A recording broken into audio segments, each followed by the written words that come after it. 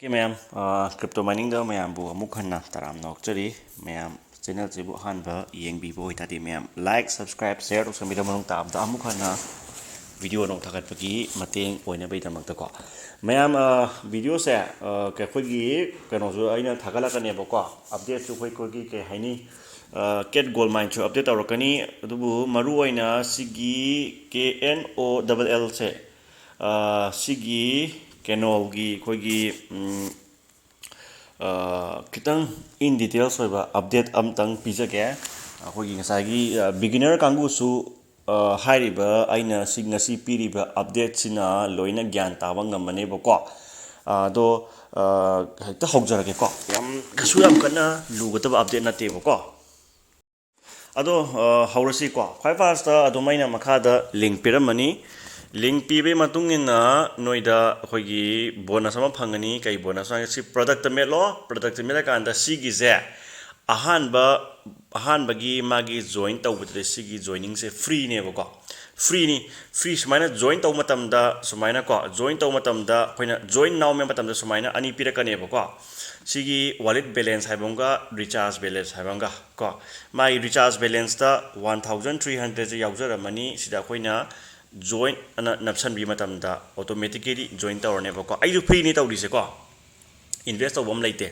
ai de home sangasi aduga si mathaki my product sa si product thaba se sida mel ase bako si mel ba matamda tu hide yawre to pungani khangai re ko sida akoina claim tawba ya doise 150 ne ba claim tawba ya doise 150 se do lupa trahum doi nungti gi phangdoi ne ko ai munna takjare ki ke noi tabiu ko si pungani khata ngai re pungani madung dai ne claim tawrani lupa trahum doi phangani ko adagi hendoktana kai kai phangba yage haiba matamda yengsi ko akoina price thaba jaga si melo price thaba jaga si metba matamda si akoina ai total chance si nipane hojik lai se ko sidagi ngata ne ba ina ayam matamda kehani lupa sahum ko sing thorai dong sai ko sida tara phangba yawi yankhai phangba yawi ko ayam matamda ai dum tara phangi duga yankhai phanga pa yankhai ani phang pa ne ba sing thokri da ko ada si ai chance ti si nungala yadoi ne ba ko ada noina angkam hotse ba ko angkam hote sigi product free aham je lakse free product je lakse ba ko sida 150 days ne banana metpa yadoise ko 150 days da nangna lupa trahum doi phange harase lupa trahum doi ko lupa trahum doi phange ase ngasagi bonus tuga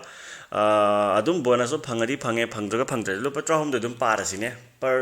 day da ko into 150 day ni metoise adu tadi 1300 ki free investment dona free investment ni ko 1300 se adu 1300 se lupa 650 tongdro aduju 1300 ju invest to have na masagi joining gi free dagi tawne ba ko aduna akhoi makha ta na kamaina tawgodagi haibadi yengo ko hairibasi nangna adum claim taw matamda lupa phanam yam jala ane ba ko mangi mi khara khombaga invest taw gra taw rogira ko mathang di 8 gumba hap ni jo hai aina tab da ko bonus ko chu khara pirakani na khara tai ko adu chu yengji adu gi jo ithirake ada kamai to geda khoina sida product sang matamda 1000 kano se 1300 jam ko phangi hairase ko makata na ade koina join option ba matamda makata na wallet balance khanja laga se confirm option gi double oina create to yara ne gendai ko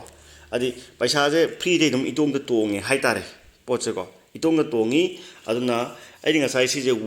withdraw to gi bene ko withdraw to gi hasik 49 rupees yaure to 49 rupees yaure ko withdraw to gi bene yam phajana dum yai haitare si je ko ado hauri bagi nauri bagi phajana pibe wani ko nauri ngai matam da koina invest to haiba natte ko se na haide ko